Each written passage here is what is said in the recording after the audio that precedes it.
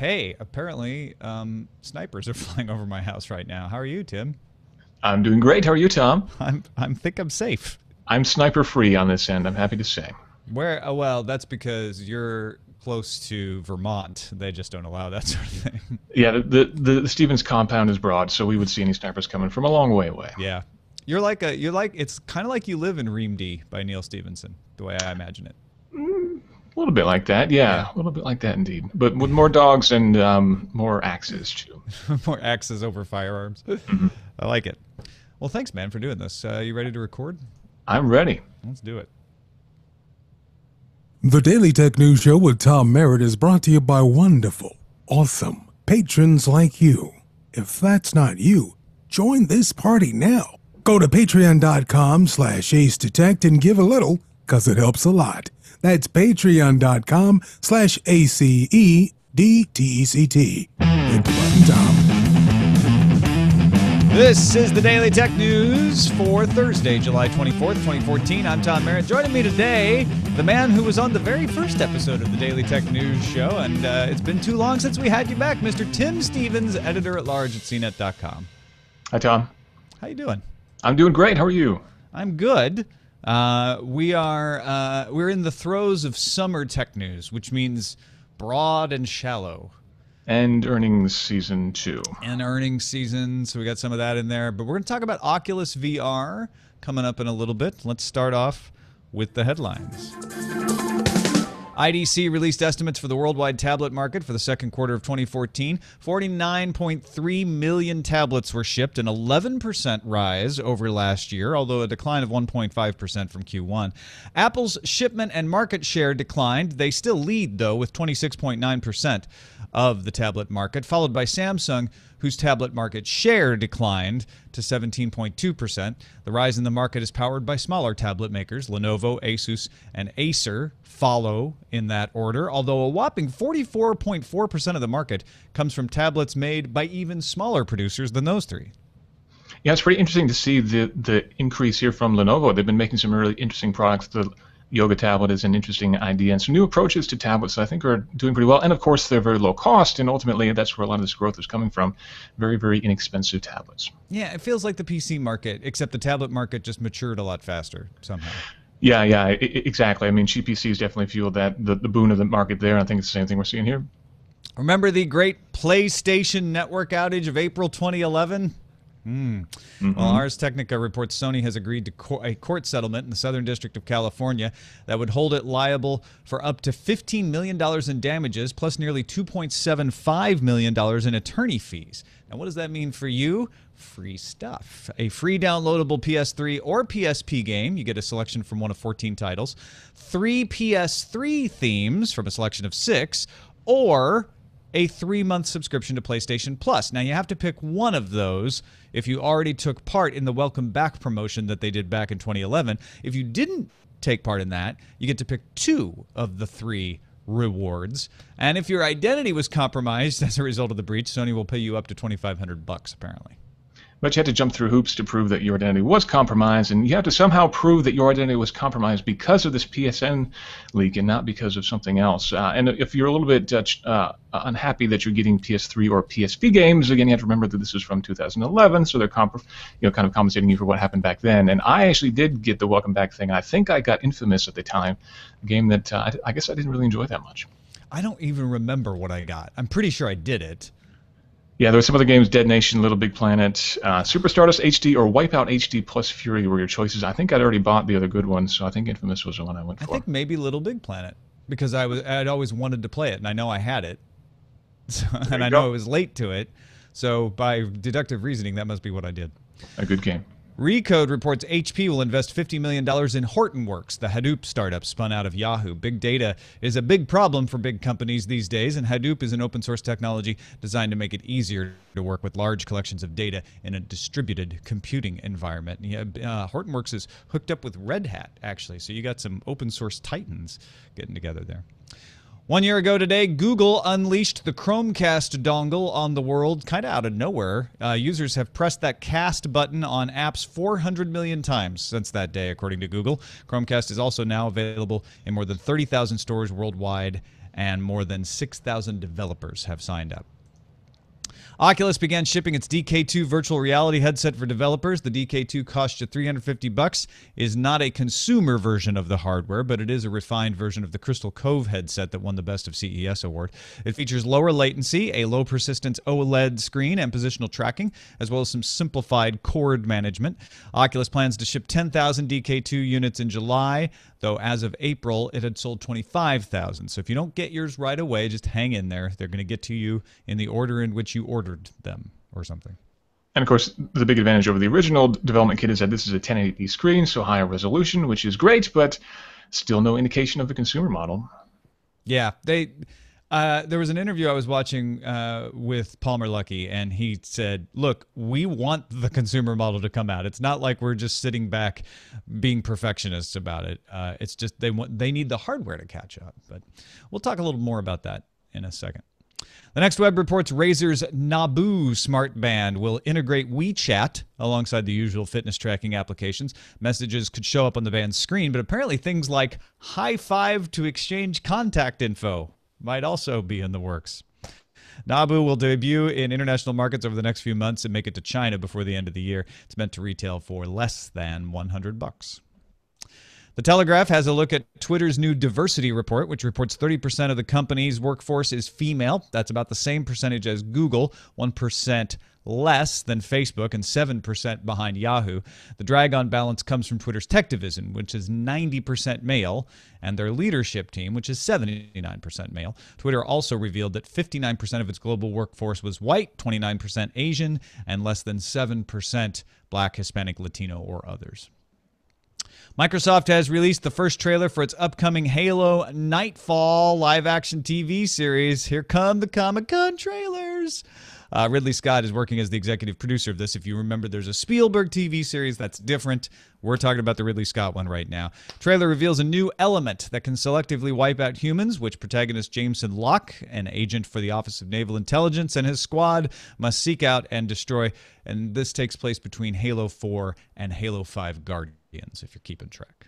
I just watched this right before we went live, and I was surprised at how little it looks like the Neil Blomkamp teaser that came out, or whatever that was, the promo video from a couple of years ago. It looks very, very different art style. It definitely looks very faithful to the games, too. I'm looking forward to it. Yeah, it felt, especially at the end, it felt a little like a game trailer. Like, yeah, it did. Like, ooh, I want to play. Oh, I can't play this. I have to sit and watch it. It's all right, though. I'm excited. Amazon reported Q2 earnings, including 27 cents a share loss on revenue of $19.34 billion. Now, they were expected to lose money, but only 15 cents, so they lost more than they were supposed to. Revenue nailed it, though. $19.34 billion is exactly what they expected. Still, Amazon's revenue grew 23% year over year. Also, Pandora announced Q2 earnings, topping expectations. They're always the ones complaining that it's too costly to get licenses.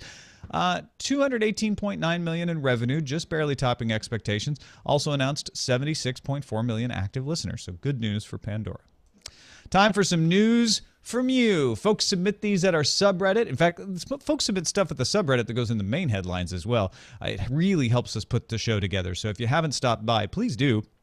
dailytechnewsshow.reddit.com. Jeff Rose is one of those people who did stop by and submitted the Engadget report that you can now place phone calls directly from Google Voice's website using Hangout. You don't need to have enabled Hangouts in Gmail, which was another way of doing it. You don't even have to have a Google Plus account, which I find very interesting. They're really trying to integrate Hangout as the communication method. They've done a lot with text messaging. Now they're doing it as a way to make phone calls. Pretty interesting.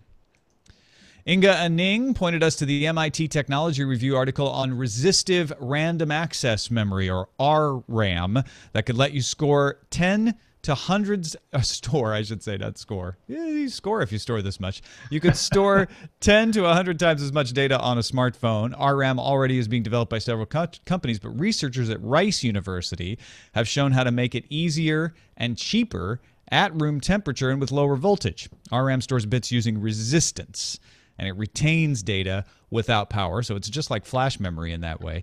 But it can operate 100 times faster than flash memory and can concentrate a terabyte into the space of a postage stamp. The new method uses a layer of silicon dioxide poked full of holes sandwiched between thin layers of metal. And that is a look at the headlines. Hey, you know, I just found a really interesting website out there. If you travel a lot, which I know you do, it's a I'm trying to find it now. It's hotelwifitest.com. They're just now getting to the point where they are getting enough reviews that they can give you some usable results. They've been around for a while, but they can tell you based on user results what the advertised speed is at a hotel and what the speeds that people are getting is with a certain percentage of confidence. That sounds amazing. I think any of the various hotel review sites need to acquire that company immediately and roll that in, because I care more about that than I care about the quality of the swimming pool or any of the other metrics that hotels are being tracked at right now. I had no idea that the Hilton San Francisco Union Square has 56.4 megabits per second. Mm-hmm. And users report a range of 49 to 63, so it's actually pretty close to what they're talking about. You do have to pay for it, though, unless you are a Hilton Gold member, which I happen to be. Oh, well, nice for you. Anyway, this is not a paid announcement or anything. It's just something I noticed on Hacker News, actually, today, is that they've really made some progress there. So hotelwifitest.com if you're interested. All right, let's talk about Oculus Rift DK2. In combination with Comic-Con going on, we're talking about the Comic-Con trailers coming, a bunch of Oculus-related events going on. Starting last night, Oculus standing in for Cerebro, a 3-minute panoramic VR quest to find Mystique. If you wanted to stand in line, you could take advantage of that. And also a Pacific Rim demo called Jaeger Pilot. You control a 250-foot-tall Jaeger Gypsy Danger against the Kaiju Knife Head. All of this with the news that we were talking about earlier, Tim, that the dev kits are shipping. Oculus is really building momentum here. Yeah, it's pretty interesting stuff. Now, we've definitely seen expo-style demonstrations of Oculus in the past that do some fun stuff. And this is, definitely very consumer-focused expo, of course. That's great that more people will get a chance to try this out. But, I couldn't help but think, what would a distribution method look like so that you could maybe buy the Pacific Rim Blu-ray, perhaps, and then get this experience along with that as well, so you could take it home and play with it. And that's, kind of what got me thinking about some of the challenges that Oculus has ahead of it, is how do they distribute these sort of experiences? Not everybody has a gaming PC, and indeed, we were just talking about tablet sales going up, and that's cutting away from PC sales for sure. And hopefully Facebook can help them to deliver these sorts of experiences, maybe even through the Facebook app, where you wouldn't need a big gaming PC to be able to do something like climb into the cockpit and fight a kaiju, or slap on Cerebro and get your mind expanded, or whatever else might happen in the future. I think a team up for mobile with Samsung makes a lot of sense in a lot of ways. We were talking briefly in the headlines about how Oculus is kind of having to wait for the right equipment to be manufactured. I mean, they have a little, especially now that they have Facebook owning them, they have a little more leverage in the market about what they can request be designed for them. But there's still only so much technology with the panels. If they're working with Samsung, Samsung makes displays. Samsung has panel technology display. There's enough in this partnership that helps Samsung, because they don't have to create a virtual reality headset, but they get a jump on the mobile virtual reality, and vice versa. Oculus gets into mobile with Samsung, being the provider and helps market it, etc. But I wouldn't be surprised if there's a hardware element to this as well. Yeah, and I really think that there's a lot of opportunities here, because right now Oculus is basically just an external display for your computer. So you have to have a good graphics card in order to be able to run games that can power the Oculus headset. So if they work with Samsung, you can definitely see them creating more of a device that's fully functional on its own, that you could load games directly onto without having to connect it to your PC. And indeed, there really isn't a very good way to get high definition video out of a lot of smartphones and tablets and that kind of thing too. So if you can build those smarts right into the headset, then that'll certainly make this thing a lot easier for people to get up and running with, which would be great. And we saw a lot of excitement around the cardboard product at Google I/O not too long ago. You can envision something that's maybe a little bit higher spec version of that. Yeah, I tried out a cardboard. Thanks to a friend who was in town showing it off, who's a dev, and it was interesting. It worked. It's not perfect, yeah. And obviously that makes me think, okay, doing an actual hardware version of that is probably a good idea, because you can block out more light and you can make it work better. And obviously you'd want a phone that has a good enough screen to make it work better as well. But you have to figure that at the volumes that Oculus right now is buying these displays, they're probably not paying that much less than they would pay for a complete phone if they could partner with Samsung. And so, if they could get the cost down low enough that you could basically, instead of just having the display from a phone or from a small tablet in there, you could actually have all the guts from a small tablet in there too, then you wouldn't even need to worry about slotting things in. You could just have a device that maybe cost $600 that was fully functional that you could load things directly onto, and you could, play wherever you wanted to. Yeah, I think people make too much of the amount of money, and who knows what they'll end up charging for the VR headset.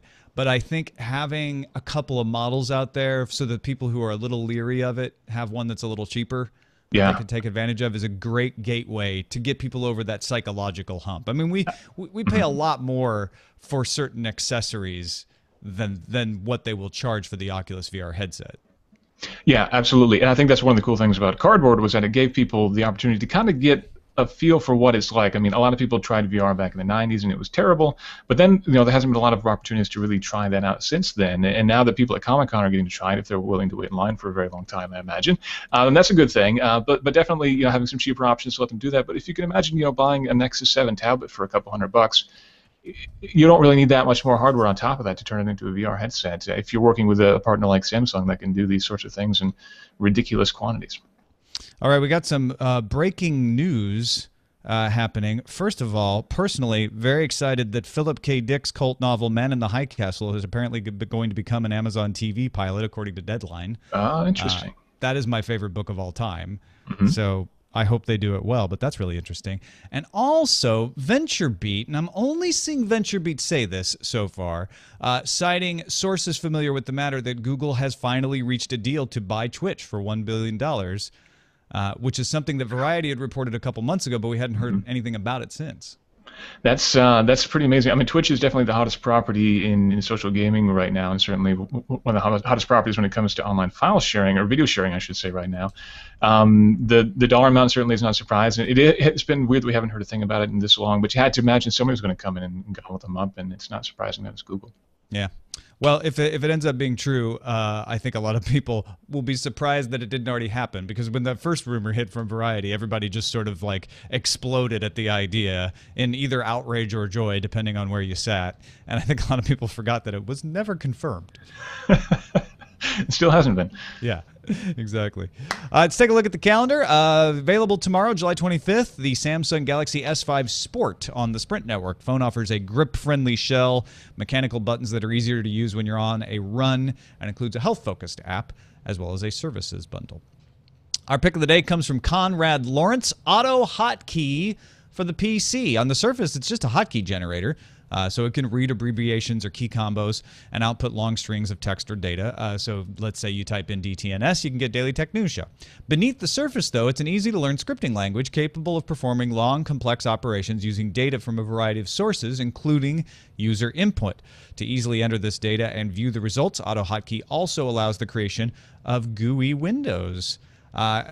Conrad writes he works in the test department of a hardware software tech company, and in the year or so since discovering AutoHotkey, I have created dozens of custom GUIs designed to facilitate testing and increase productivity. A signature check of almost 60 modules would once take hours. I can now perform the same task in just a few minutes. AutoHotkey is fully documented and supported at autohotkey.com, and it can be downloaded for free for both personal and commercial use. It does not require a compiler, but includes one so that applications can be shared with PCs where AutoHotkey is not installed. I have used this app for many years, maybe even decades now. I'm trying to remember how long I've used this for, but I've got it. It's running right now in my taskbar right now. I don't know how many macros in there, but I used to use it back in my programming days to simplify a lot of imports for C# stuff, and now I use it for I can type my address just by typing ADDR. I can go to web URLs and search Google things very quickly. It's incredibly useful. Yeah, it's a classic and a killer. And if you look around and you see reports of malware, it does have an issue with the Microsoft keyboard where it will false positive as malware sometimes. But it's been fairly well vetted, so you shouldn't worry about that. AutoHotkey.com. Been using it for years, and I've only ever had my information stolen by Sony. So there you go. See, it's my half-hearted endorsement. If you use AutoHotkey, don't use Sony. just to be safe. No, I'm just kidding. You can use both. Send your picks to feedback@dailytechnewsshow.com, and you can find my picks at dailytechnewsshow.com/picks. Got a couple of messages of the day to finish up with. Paul from New York writes, I was very intrigued by your report on show 2282, July 21st, about Verizon improving its symmetrical speeds. I live in New York City, and like many, have suffered with high prices and poor service from Time Warner Cable for many years. Verizon has had a contract with the city to roll out Fios throughout the city, but their coverage has been spotty despite high demand. Last week, however, I received a letter in the mail from Time Warner Cable containing the somewhat dubious statement, our work to improve the service in your area is completed, and we're excited to tell you that we've moved you to a better internet plan that increases your speed at no additional cost. I live in what can only be politely described as low-priority neighborhood in the city. For example, Verizon Fios still not available here. Nonetheless, Time Warner has jumped my internet speeds from 30 down, I would assume 5 up, to 300 down, 20 up. I remain skeptical that this was the result of a hardware upgrade. I suspect the competition from Verizon in this case has been the motivation for them to provide better service and has prompted Time Warner to discover that their network could provide much faster service. Anyway, it just seemed at the very least to be an odd coincidence. Congratulations, Tom. You're improving people's lives by reporting on the news. I don't know how much of an effect we have, but and I think Time Warner is feeling a little bit of pressure. I also think they're feeling a bit of pressure to look like a good citizen in advance of a possible merger with Comcast. And I think there's probably some of these things that if I was an engineer at Time Warner, I'd be rolling my eyes right now saying, no, that was in the works for years, you people. You don't just turn these things on a dime. There's probably a combination of all that stuff. Recently, we had a listener write in from West Seattle to tell us about his purchase of a simple TV as recommended by another listener. And in reading his pick, I was momentarily confusing West and East and determined out loud that West Seattle was not a euphemism for Redmond, which it's not. Now a third listener, Paul in Renton, Washington, writes with a clarifying edification so you can know more about West Seattle than you ever dreamed of. Tom and Jenny, just for your knowledge, West Seattle is the area of Seattle west of the Duwamish River. It contains 2 of Seattle's 13 districts, more like neighborhoods, less like Hunger Games, and was annexed by Seattle in 1907. Even though it has been a part of Seattle for over 100 years, many residents still consider it a different area than Seattle proper, because there are only a few major points of access, a single bridge, and a water taxi. It does seem a bit cut off from the rest of the city. All that said, it's a great area and has some of the best views of downtown Seattle, so you should check it out if you have some time next time you're in Seattle. West Seattle, Tim. It's undiscovered country. Interesting to think of an area being annexed by a city, you know, not like Napoleon or something like that, but just by Seattle. When Seattle conquered West Seattle. That's the story of Los Angeles, man. They just went around waving water rights in people's faces and everybody succumbed. Probably why people are still bitter about the naming, too. In Vermont, it was attempted to be annexed by New Hampshire, and to this day, people in Vermont do not like people in New Hampshire, even though that was hundreds and hundreds of years ago. Really? Wow, that's odd, because that's really, really old. You're just doing it for kicks at that point. Not a lot happens in Vermont, so you know, there's not a lot to be angry about either. It's such a beautiful place. And a beautiful place is what you make Daily Tech News Show, Tim. Oh gosh. Thanks for joining us. You've got a lot going on at CNET. I see all the car coverage that you've got is fantastic coming out there. Anything in particular to let folks know about? Well, next week I'm going to get to ride the Energica Ego, which is a new electric sport bike coming out. So look for coverage of that mid next week. And then I've got some really cool features on some other motorcycles and cars and other good stuff coming up. And of course, we've got videos from XCar too, which are amazing. So lots and lots of good car stuff.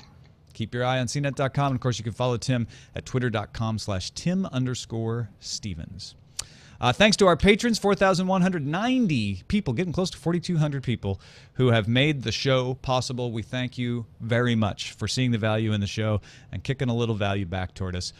We've got plans. Jenny and I were having a meeting yesterday about what to do as we grow. We don't have a lot extra yet over our expenses and paying each other, but we've got some ideas, and we're going to take advantage of that. So if you want to see the show grow, bit.ly/helpdtns. We really appreciate every single bit that everybody gives. Don't forget, you can have a voice in what stories we cover at our subreddit, dailytechnewsshow.reddit.com. You can email us, feedback@dailytechnewsshow.com. Give us a call, leave us a voicemail. 512-59-DAILY. That's 512-593-2459. And listen to the show live at mobile.alphageekradio.com. Our website is dailytechnewsshow.com. We'll be back tomorrow from San Diego and the studios of one Scott Sigler, author, as well as Len Peralta there, to draw the episode from International Comic-Con. We'll see you then.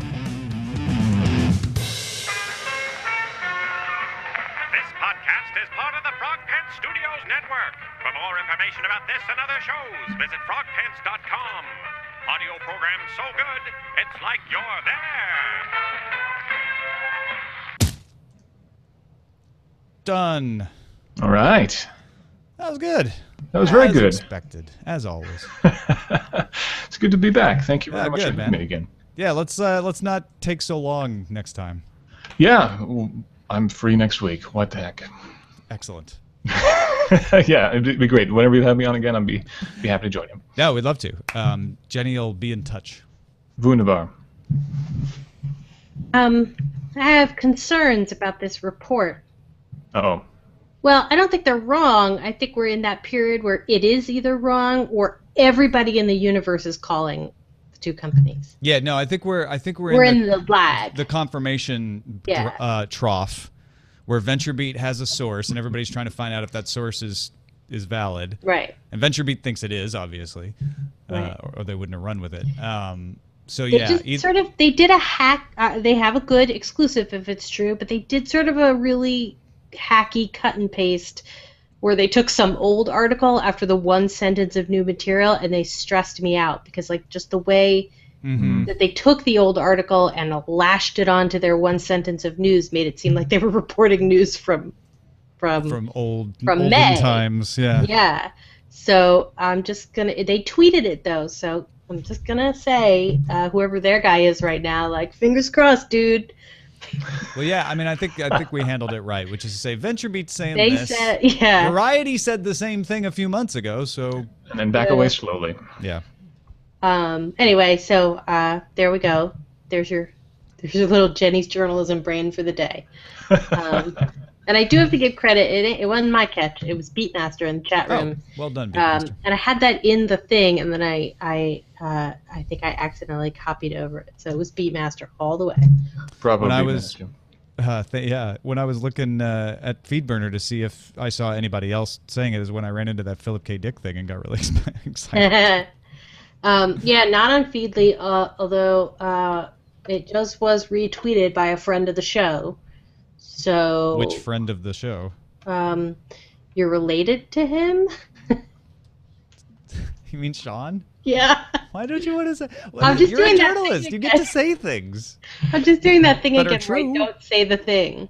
He's hanging out with the President of the United States today. Yeah. Oh, So, no, yeah. Tim. Taking it full Spoiler. circle. So there's that. Guess we're gonna see. This is why I got out of like daily breaking news though, because the period of time between when you're the one who says something's true before everyone else says it is awful. I didn't like it. You have to be really sure, Yeah, I didn't like it. That's why I like doing analysis, because I can go, VentureBeat says this. Yeah. Yep. Oh, journalism. Reporting is stressful. It is. I know. All right. So there's that. Oh, titles. Would you like some titles? Oh, sure, yeah. I really. Tim, if you need to go, Yeah. whenever you Yeah, need to. I do. Thanks very Just much, hanging out. both of you. Tim's got to go make some phone Speak to you calls. soon. All right, see you later. Yeah, I got to call the POTUS, you know. Catch you later. So titles are great today. I want to use one that we didn't say in the show, but that I feel like it's legit because it's said in the trailer and we talked about the trailer. I would like to call this show Sourced from Hell. Oh, I wish we would have mentioned I know. that. I wish we would have made the That'd be joke that we perfect. made, but we didn't. But it's, I don't know. PlayStation not work. That's old, though. I see that's popular because people like to slam Sony. Wide and shallow earnings. Source from Hell is pretty good. It's just such a great thing that I feel like if people at least watch the thing, they'll get it. Which they won't. I know. The ones that we care about. I know. Which, I mean, when I say that, the ones that will say, I don't understand this, and so it doesn't pull me into the show. You know what I mean? Like, Yeah, I know. Your headline's supposed to pull somebody in the show, so it shouldn't rely on them doing something. So let's see. What did we talk? We talked about Oculus. Okay. Although Source from Hell might pull them into the show anyway. I know. Because they'll be wondering what's Source from Hell, but then we won't answer that question. Yeah, no. Don't get all journalism-ing me on me. All right. How about Doc Oculus? Doc Oculus is pretty good, Toby Pinder. It would be really good if they were using Oculus to show you something from Spider-Man. Oh yeah, that would be. Oh, how about killer. How about Oculus? No. Oculus. Well, then we could go with Oculus is the Jägermaster. I didn't quite get that. Did I miss something? Jägermeister? I mean, I know what I have. And then Jaeger is the robot that you're controlling in the Pacific Rim. Oculus Right. simulation. I forgot it. I never saw that. We saw the trailer for that movie so many times that we were just like, no. Mm-mm. I'm going with Doc Oculus then. Yeah. It's internal, rhymey, and shorter.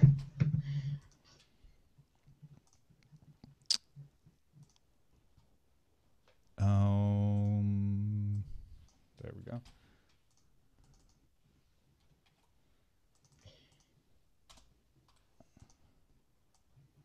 And dropped to third place.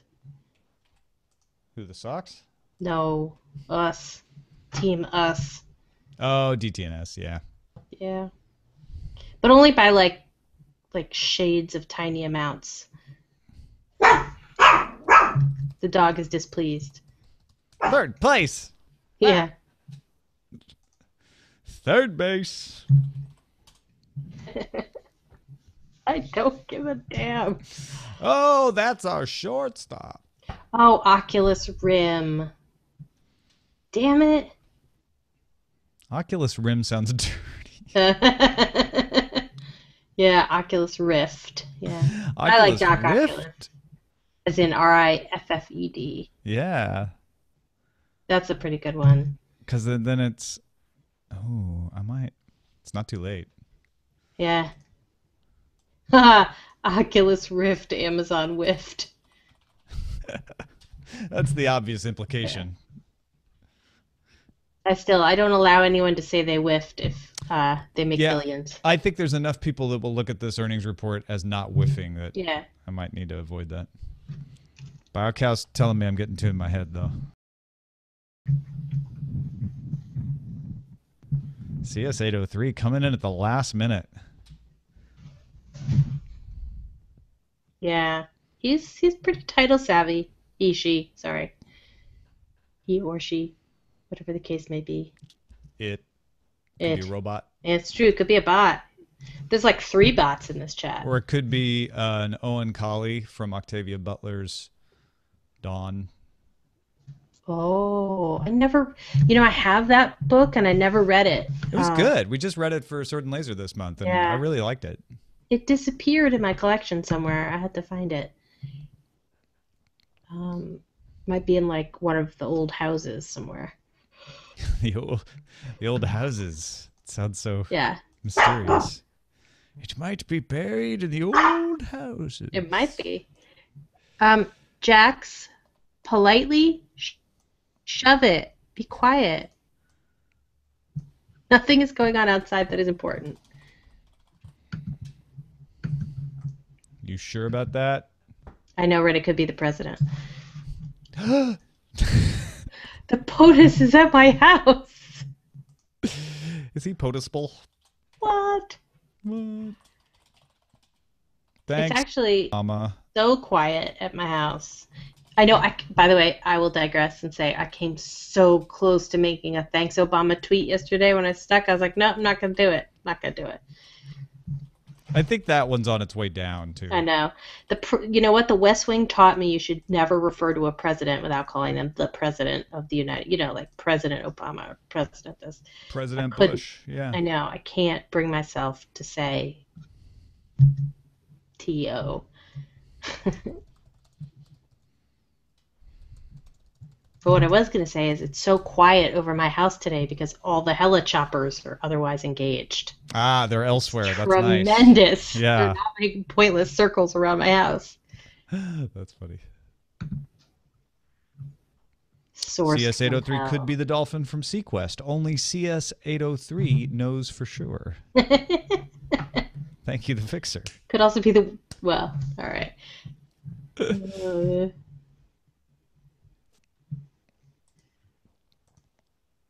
Would not at this juncture.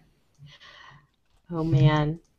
Dana Carvey was on, what was it, Fallon last night on the Tonight Show, and they did this like 2 spinning wheels where one wheel was the impression they would do and then the other wheel was the topic. And I swear this could have gone on for 40 minutes. It was so hilarious, the 2 of them doing like just their stable of impressions on like random topics, like Arnold Schwarzenegger on Twitter.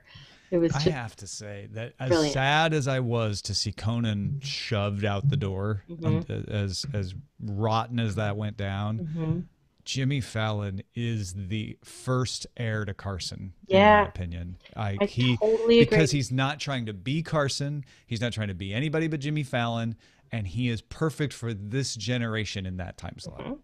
Absolutely. He's amazing. Yeah, he's just doing an amazing job, and I actually love Seth Meyers too. I haven't really watched it. I've always loved Seth Meyers on Saturday Night Live, but I haven't really watched his late night.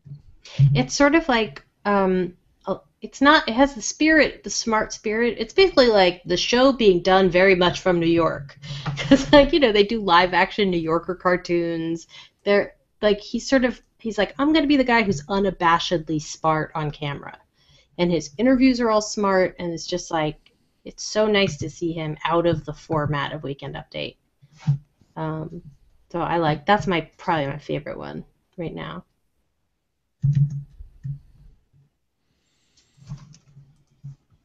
Just an LA thing, the fixer.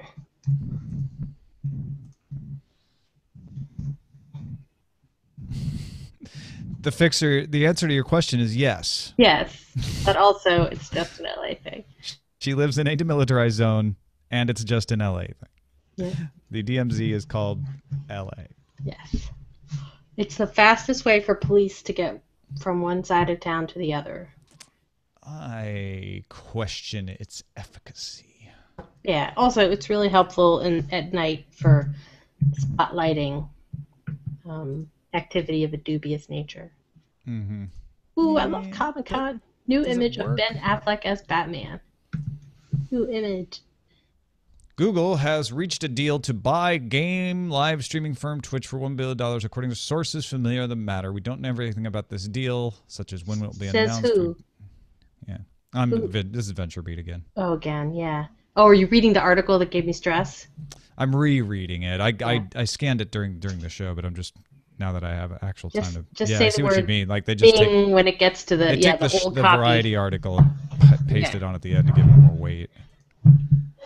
Oh, Ben Affleck! Finally, your chin has met its destiny. Look at that. Are my destiny chin. Destiny's chin. Destiny's chin.